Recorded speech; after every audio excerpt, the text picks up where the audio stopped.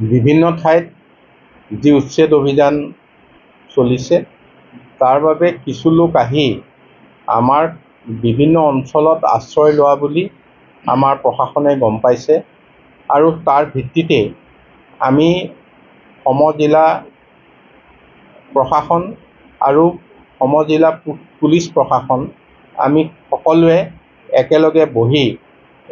এই বিষয়টোৰ ওপৰত বিস্তৃত আৰু বিতংভাৱে পৰ্যালোচনা কৰিলোঁ। বিস্তৃত আৰু বিতংভাৱে পৰ্যালোচনা কৰাৰ অন্তত আমাৰ যিকেইখন থানা আছে, থানাৰ মুৰব্বীসকলে BDP-সকলৰ লগত অহা কাইলৈ এক আলোচনাত মিলিত হ'ব আৰু তেওঁলোকক এই ক্ষেত্ৰত দিব লগা যাৱতীয় যিখিনি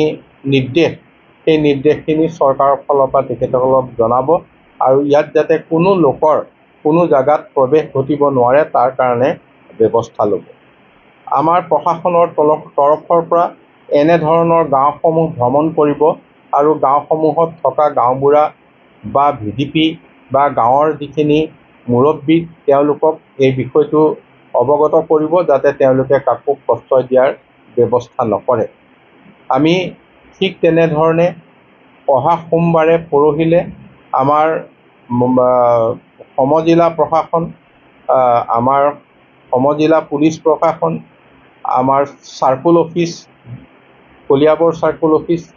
চামগুৰি চাৰ্কুল অফিচৰ অন্তৰ্গত সকলো গাঁওবুঢ়াক আৰু অন্যান্য যিসকল ইয়াৰ লগত জড়িত ব্যক্তি এখেতসকলক লৈ ইয়াৰ এটা বিতং পৰ্যালোচনা হ'ব আৰু যাৰ হাতত যি হয়তো ইনফৰমেশ্যন আছে তাৰ ভিত্তিত সেই আলোচনাৰ অন্তত ইয়াত যিখিনি প্ৰশাসনে তেওঁলোকক ইনষ্ট্ৰাকশ্যন দিব লাগে এই ক্ষেত্ৰত সেইখিনি তেওঁলোকে প্ৰশাসনৰ তৰফৰ পৰা যাৱতীয় ব্যৱস্থা গ্ৰহণ কৰিব। আৰু এই আটাইকেইটা বিষয় ইয়াত পৰ্যালোচনা কৰি আমি অন্তত এটাই কথা থিৰাং কৰিছোঁ, কোনো যাতে লোক অন্য ঠাইৰ পৰা আহি আমাৰ কলিয়াবৰ সমজিলা প্ৰশাসনৰ এলেকাত ইয়াত যাতে কোনো আশ্ৰয় ল'ব নোৱাৰে তাৰ কাৰণে নিশ্চিত কৰিবৰ কাৰণে আমাৰ প্ৰশাসন সকলো সময়তে তৎপৰ হৈ থাকিব। কলিয়াবৰৰ চামধৰা গড় বুলিয়ে নহয়, কলিয়াবৰৰ কিছু ঠাইত ইতিমধ্যে অবৈধভাৱে বহু লোক চৰকাৰী মাটিত বা PGR